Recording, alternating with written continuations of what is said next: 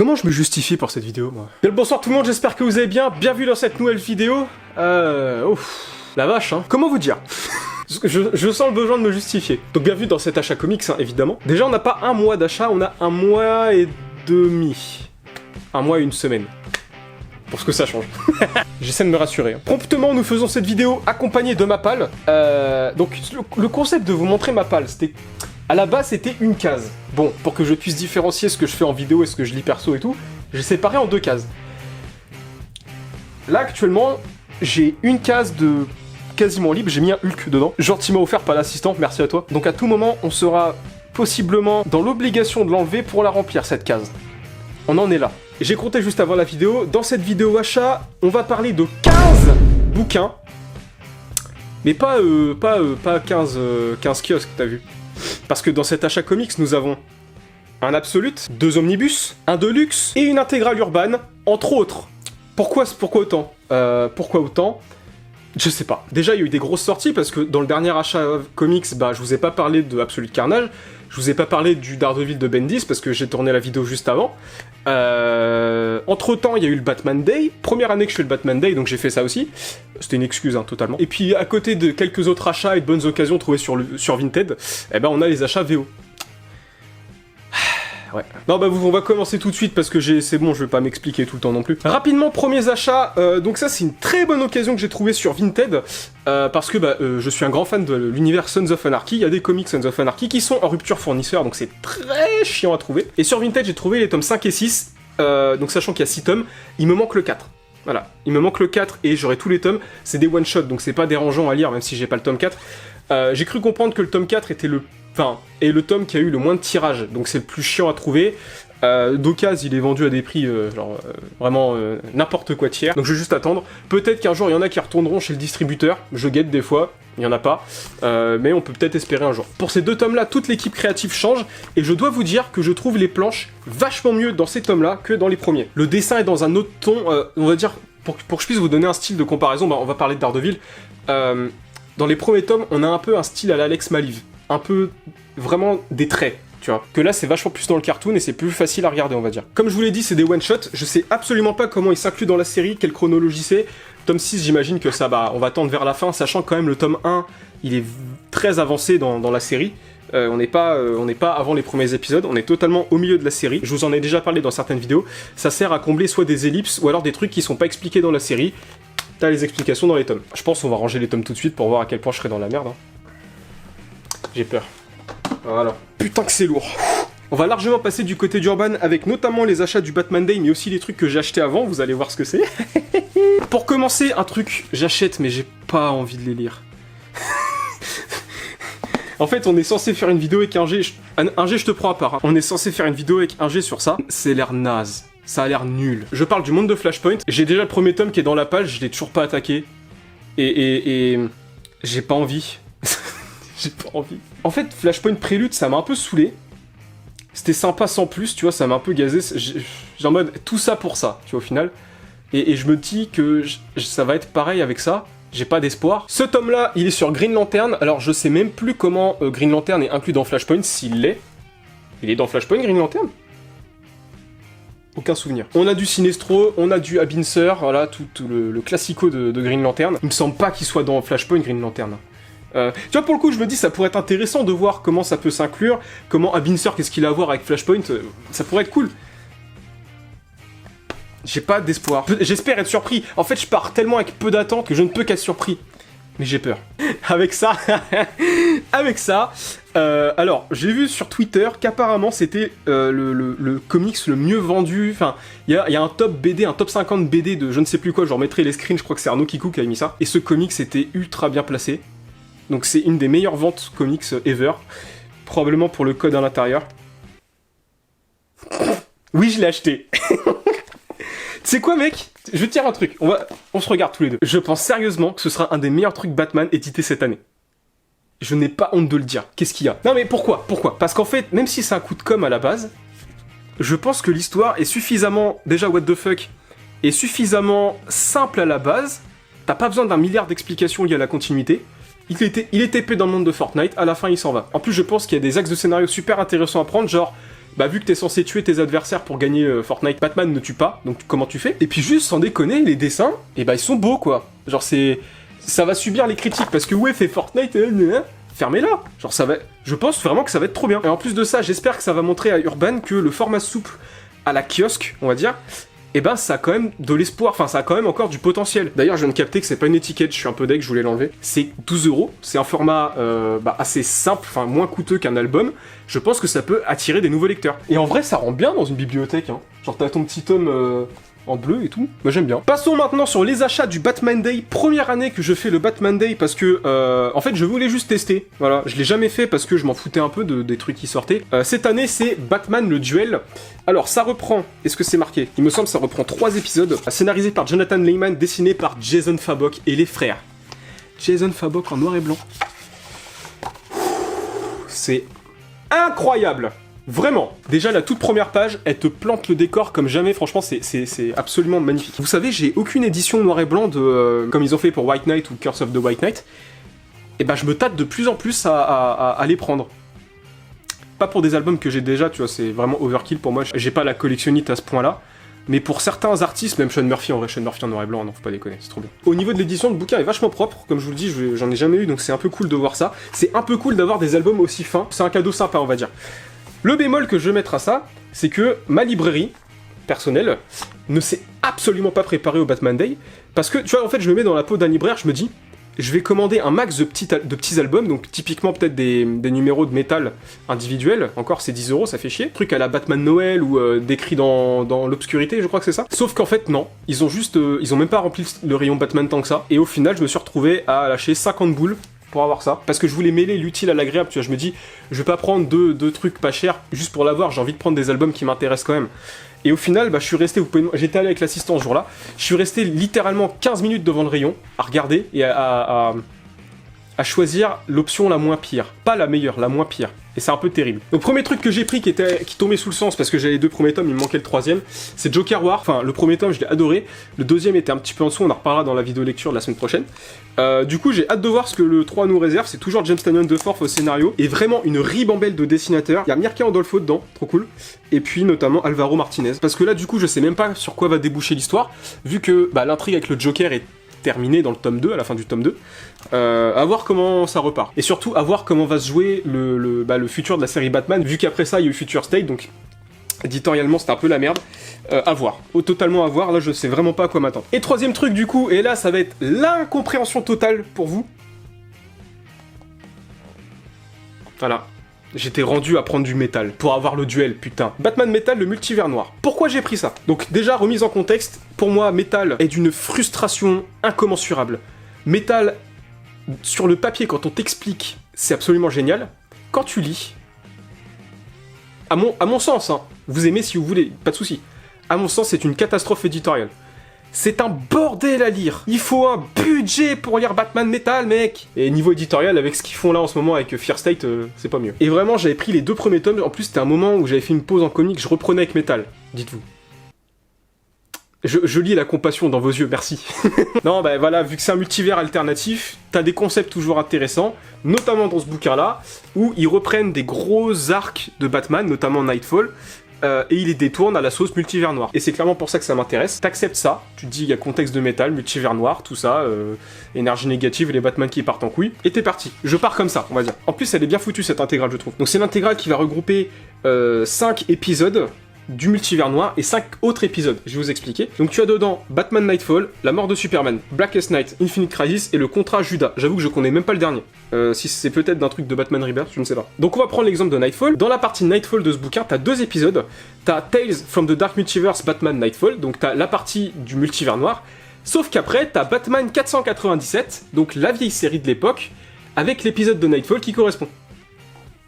Je trouve ça trop bien. Genre vraiment ce concept, je trouve ouf. Je vous montre rapidement pour l'exemple. Là, t'as les pages de Batman Metal avec le Nightfall du multivers noir. Et puis quelques pages plus loin, putain c'est trop bien, j'adore. Quelques pages plus loin, bah t'as les vieux épisodes de Nightfall, tout simplement. Avoir la pertinence, comme je vous l'ai dit, Metal est d'une frustration insane pour moi. Je voulais vraiment aimer Metal. En fait, Snyder, il avait trop autre chose à raconter. Ça a été un peu trop compliqué à mon sens. Ils auraient vachement pu simplifier le truc. Voilà, donc ça dégoûte, mais à voir comment je vais digérer cette intégrale. J'aime assez les univers alternatifs, Donc là-dessus, je pense que ça ira pas mal. Je suis tellement dans la merde pour loger le reste. On en a fini avec Urban, on passe chez Panini maintenant. On va faire du Panini tout le reste de la vidéo.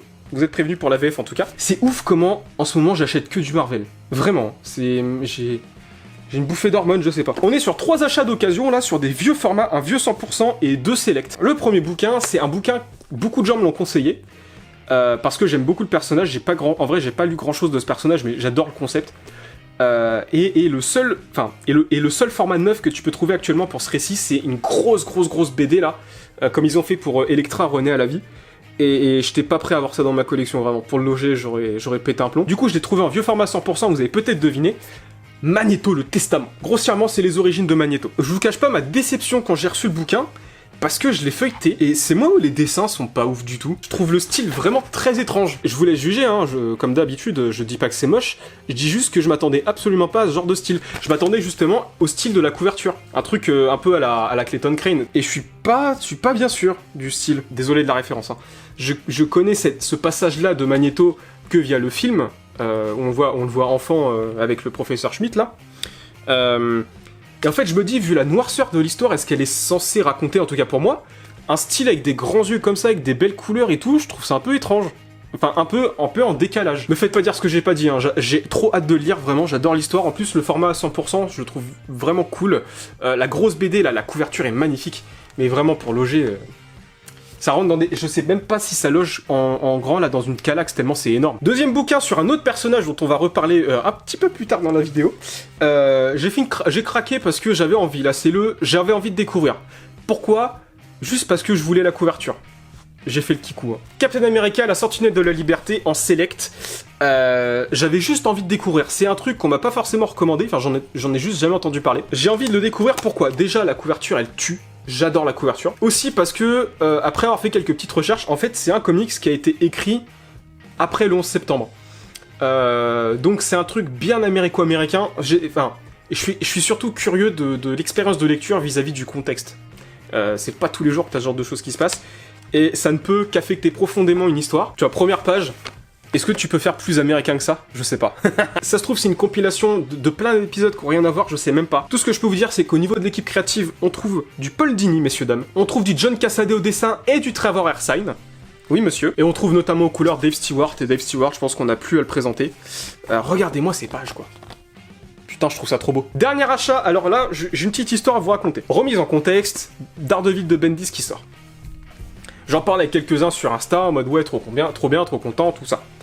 Je discute avec mon cher Carlos, aka Comics for Fun sur Instagram, et il me dit, et là c'est un truc qui m'a un peu étonné parce qu'en fait j'ai entendu personne en parler. Il m'a dit quoi?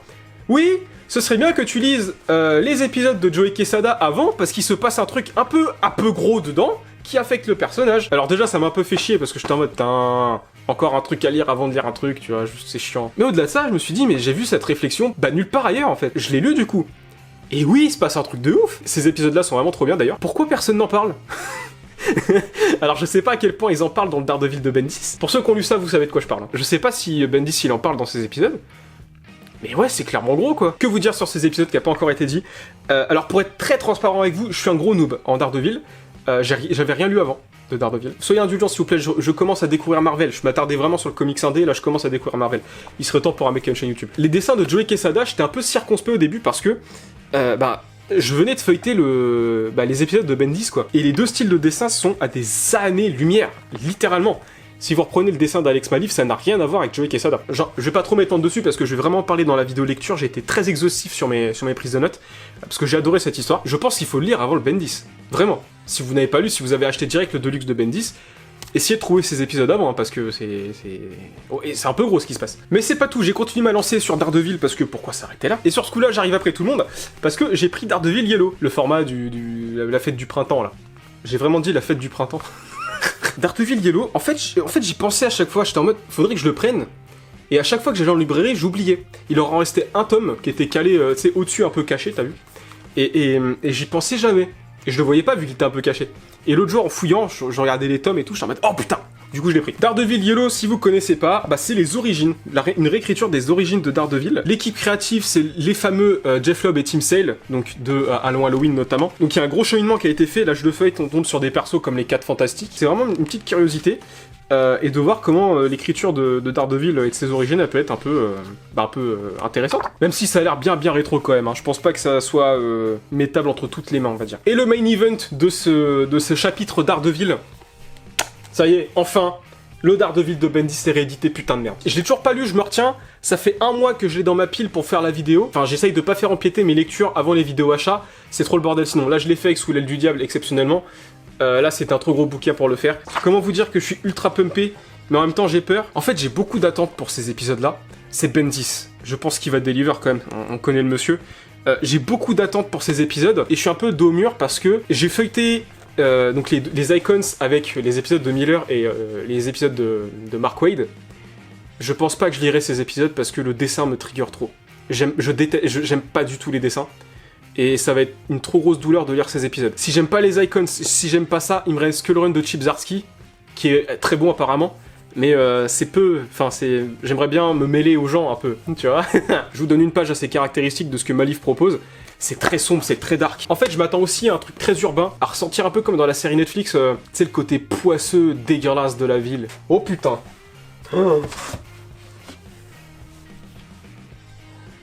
Mec, toute la lecture qui m'attend.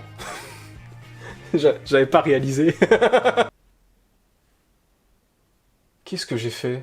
Mais messieurs, dames, trêve de parlanterie. On passe au gros du gros. Les 2 omnibus et l'absolute que je vous ai promis dans cette vidéo. Donc là, en fait, qu'on soit clair, hein, c'est mon premier absolute et dans cet achat, c'est mon premier omnibus aussi. Donc j'achète 2 omnibus, un absolute pour mes premières fois. Premier omnibus, messieurs, dames. Alors, c'est un omnibus, je vous en ai parlé au tout début de l'année, dans la vidéo sur mes objectifs de lecture pour 2021, en vous disant que j'avais 2 targets pour les omnibus. L'omnibus que j'ai entre les mains, c'est une de ces 2 targets, le deuxième, j'avoue que je sais même plus ce que c'est. Peut-être que vous pouvez me redire ce que j'ai dit en vidéo, on en est rendu là. Puisque oui, je me suis procuré un omnibus VO. Le run de Brubaker, où ça glisse. Le run de Brubaker sur Captain America, que j'ai hâte. Alors, beaucoup de questions ici. Pourquoi tu le prends en omnibus et pas en icons? Pourquoi tu le prends en VO et pas en VF? Peut-être que pour vous qui ne lisez pas de VO, ou qui n'ont jamais tenu un omnibus VO entre les mains, eh ben juste la VF est plus rentable. Clairement, la VF est beaucoup plus rentable. Les icons, voilà, je suis pas un gros fan du format. C'est un format qui est super cool pour le rapport quantité-prix, pas qualité-prix, quantité-prix. Autant de numéros d'une série ou d'un run pour 36 €, je crois que c'est 36,95 un icons. Bah, c'est juste le meilleur deal ever, quoi, c'est le meilleur deal possible. Mais moi, j'ai un problème avec les icons. L'impression me dérange. L'impression des pages me dérange. Je passe pas un très bon moment en lisant un icons. Encore plus récemment, j'ai lu un icons Punisher. Si vous me suivez sur Insta, vous le savez déjà. J'aime pas trop les icons. Voilà. Si je peux éviter les icons, je le fais. C'est un bel objet. C'est vraiment un bel objet. T'as un vrai sentiment de solidité. T'as une belle jaquette. Avec. Alors, j'ai même pas regardé la couverture en dessous, putain. C'est si beau! Regarde-moi ça! Ça, c'est le bouquin en dessous, hein. Putain, c'est magnifique. C'est un run qui naturellement m'attire beaucoup, et j'ai vraiment juste envie de le découvrir dans sa forme la plus pure. Alors, je suis un peu dans la merde, hein. Pourquoi? Parce que c'est une série de 5 omnibus. Vous connaissez le prix d'un omnibus VO comme ça ou pas? Je vous montre la tranche aussi, c'est vraiment beau, genre tout est beau. Tu payes le bouquin cher, mais il est beau. Quand la somme est débitée de ton compte, ça fait chier. Quand tu reçois le bouquin, tu comprends. C'est un bel objet, c'est vraiment un bel objet. Et je précise que je l'ai acheté d'occasion, mais sous blister. Donc il était même pas lu, première fois qu'il était ouvert. Ça va peut-être loger, mec. Tout va peut-être loger. Deuxième omnibus, messieurs, dames. Ça me fait bizarre de le dire. Deuxième omnibus dans une vidéo. Alors, on est sur de la VF cette fois-ci. Quand il a été annoncé, quand il est sorti, et quand la réimpression a été annoncée, j'étais en mode, je m'en fous. Genre, je suis content que les gens soient contents, mais ça m'intéresse pas. C'était avant de le trouver à 40 € sur le bon coin.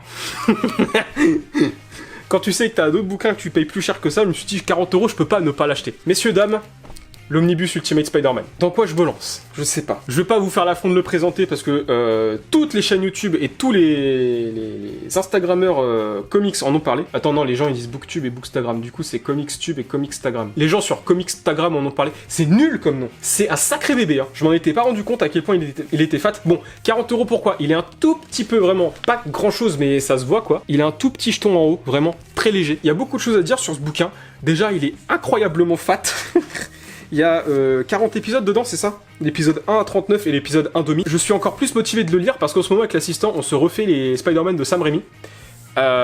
Qu'est-ce qu'ils étaient bien ces films, putain. On n'a pas l'explication de la fabrication du costume, ça nous a grandement perturbé, mais passons. En fait, j'ai toujours été perplexe sur ces épisodes parce que j'ai jamais été un gros fan de Marvel, même si je commence à m'y mettre. Du coup, j'ai encore moins été un fan de Spider-Man, et je m'étais jamais vraiment intéressé à ces épisodes parce que les thèmes ne m'intéressaient pas, tout simplement. Voilà. Maintenant que je me rends compte de la qualité et vraiment des dessins, tu vois, et puis les Spider-Man de Sam Raimi, ils ont aidé à me motiver, et bah j'ai grave envie de le lire. Ah, je me spoil un peu. Typiquement, voilà, une bonne grosse scène d'action comme on les aime, avec un dessin super dynamique et des belles couleurs, ça fait plaisir à voir. Juste un mais, parce que faut un petit mais quand même, je suis assez déçu que quand t'enlèves la jaquette, et bah ça soit exactement la même chose derrière. Voilà, petite déception, j'aurais bien aimé, comme les Omnibus VO, une grosse illustration. Et je souligne aussi l'effort fait par Panini, parce que pour le contenu, pour la taille du truc, et ben je trouve que t'en as pour ton argent. Alors l'Omnibus 2 il fait mal, hein, c'est 90€, mais c'est 1300 pages, donc va juste falloir que je trouve le temps de le lire. Sachant que j'ai d'autres concepts de vidéos sur le feu avec l'assistant et tout, mais comment je vais faire, genre, je ne sais pas, je sais pas comment je vais faire. Petite gymnastique, vous voyez comment mon meuble il se balade avec le poids ou pas? En vrai, je pense que je vais les mettre ailleurs parce que j'ai déjà un Ghost Rider qui pèse pas mal. Là, c'est vraiment beaucoup, là. Mais attendez que j'ajoute l'Absolute. Bon, aucune surprise, hein, si vous avez été sur mon live le mois dernier, vous savez de quoi je parle. C'est lourd. L'Absolute, Absolute Carnage. Un bouquin d'une magnificence, d'une beauté. Donc l'Absolute, format avec le fourreau. Et je suis un peu dopé, là. Et en fait, j'ai percuté après. Panini, ils se sont semi-tiré une balle dans le pied en faisant ça. Pourquoi ? Parce que ce bouquin a un rapport qualité et quantité-prix incroyable, c'est tout ça, 800 pages pour 75€ en Absolute, c'est insane. Mais du coup cet Absolute il a marché de fou, et maintenant les gens sont déçus quand l'Absolute, parce que c'est oversize, un Absolute ça fait pas cette taille là, les gens maintenant sont déçus quand les Absolutes font moins de pages. Tu vois comment ils se sont semi-niqués, c'est dommage parce que vraiment ils ont fait un effort de ouf sur le prix et je peux que saluer ce qu'ils ont fait, mais c'est un semi-handicap qu'ils ont même pas réalisé peut-être. En voulant nous faire plaisir, ils nous font gueuler, putain les pauvres. Parler de cet Absolute, ça va être l'occasion de clarifier un peu la timeline et ce qu'il faut lire dans les 100%. Parce que y en a beaucoup qui en ont parlé et je vais un peu clarifier ça, vu que j'ai tout lu, et ben je pourrais vous dire. En même temps que cet Absolute, pour ceux qui ne l'ont pas pris, il y a 2 tomes qui sont sortis. T'as le tome 100% Absolute Carnage qui comprend la série Absolute Carnage, c'est 5 épisodes je crois. Et t'as un autre tome, un tome Venom, tome 5 qui est sorti, qui prend la suite. Qui prend le reste de la série Venom. Il y a un contenu de ouf dans cet Absolute, je vais pas le détailler parce que ça va être très chiant. Retenez qu'il y a globalement la série Absolute Carnage, t'as des tie-in, et t'as avec ça certains one-shots liés à l'event. J'adore ces oversize, putain que j'adore l'oversize. C'est un truc que tu n'as pas sur le 100%. Les pages sont colossales. Regardez, avec la taille de ma main, c'est colossal. Ça c'est comme le Daredevil de Bendy, je me retire à fond pour le lire. C'est une grande frustration pour moi, je le vois tous les jours et je ne peux pas y toucher. Donc ça y est, enfin je vais pouvoir le dégoupiller comme il faut. D'ailleurs je profite de cette vidéo pour vous demander, est-ce qu'il y a des vidéos que vous aimeriez voir en particulier sur des bouquins? Sur Absolute Carnage, je pense faire une vidéo sur Absolute Carnage quand même. Par exemple, si vous voulez un vlog de lecture sur le Daredevil de Bendis ou ce genre de choses, n'hésitez pas à me dire en commentaire, ce serait grand plaisir que je le ferai. J'aimerais que cette vidéo soit intéressante pour vous aussi. Et je vais vraiment pas le mettre ici, je vais le mettre direct là, comme ça, il n'y aura pas de problème. Hop là. C'est beau, hein. On va rapidement conclure avec la VO, parce que déjà j'ai très chaud, et parce qu'après tout ce que vous avez vu, je pense que vous en foutez un peu. C'est histoire que je le dise pour les quelques personnes que ça intéresse. Alors je note que j'ai commandé quelques trucs chez Comic Zone, et que des fois ils offrent des cadeaux dans les commandes, et que là ils m'ont offert donc le one-shot Batman Fear State Alpha 1, donc qui est un one-shot qui s'inclut dans le nouvel event Fear State, qui prend en vilain principal l'épouvantail. Alors c'est un bordel, je vous mets le plan d'édition juste là. Pour ceux qui ne réalisent pas, c'est le pire truc, ce genre d'event. C'est publié partout, c'est un chantier à avoir. Ça, typiquement, la VF, je vais m'y intéresser beaucoup parce que j'adore l'épouvantail et j'espère que l'event sera un peu à la hauteur, même si les derniers trucs que d'ici ont pendu, c'était pas ouf. Donc là, typiquement, je vais continuer et j'ai même terminé certaines séries. Je crois que je termine 2 séries. En restant chez DC, je conclus la série Man Bat dont tout le monde se bat les couilles. J'en ai jamais entendu parler de cette série, c'est assez terrible. J'ai lu que les 2 premiers parce que j'attendais d'avoir la fin pour tout terminer en fait. Est-ce qu'on en parle de cette couverture? Je pense qu'on peut en parler. Hein. Les 2 premiers épisodes étaient vachement intéressants, on voyait une autre facette de Man Bat, en tout cas en personnage principal, ce qui n'arrive jamais. Et je suis bien content de la terminer cette série, 5 épisodes, je pense que c'est bien, pas plus. Dernière série que je termine aussi ce mois-ci, c'est Proctor Valero, c'est une petite série de chez Boom, je vous en parle quelques fois quand même, avec le numéro 5, c'était en 5 numéros. C'était assez sympa. Pareil, j'ai lu que les 2 premiers, j'attendais d'avoir la fin pour continuer. C'était assez sympa pour ce que ça raconte. Nous continuons, combien? 3 séries, il me semble, oui. 4 séries, pardon. Nous continuons déjà The Nice House on the Lake avec le numéro 3. On en parlera la semaine prochaine de cette série dans la vidéo lecture. Série très intéressante. Donc si vous vous rappelez, c'est la série avec les covers creepy de fou là, un peu étranges. J'ai lu les 2 premiers numéros du coup. C'est absolument pas ce à quoi je m'attendais, mais je suis pas déçu. À suivre, série assez intéressante à suivre. Deuxième série que j'adore vraiment, Noctera numéro 6. J'ai terminé, là je suis à jour sur Noctera parce que vraiment je suis en surkiff sur cette série.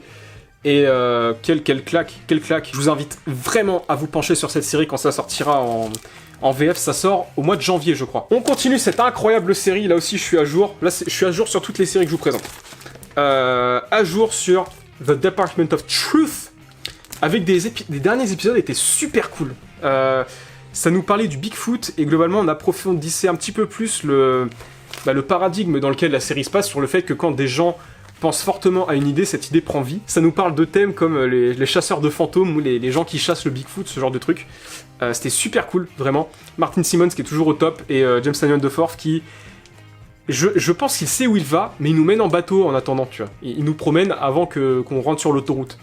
Donc j'ai pas envie que cette série se termine avant longtemps, parce qu'il y a vraiment 1 milliard de trucs à faire.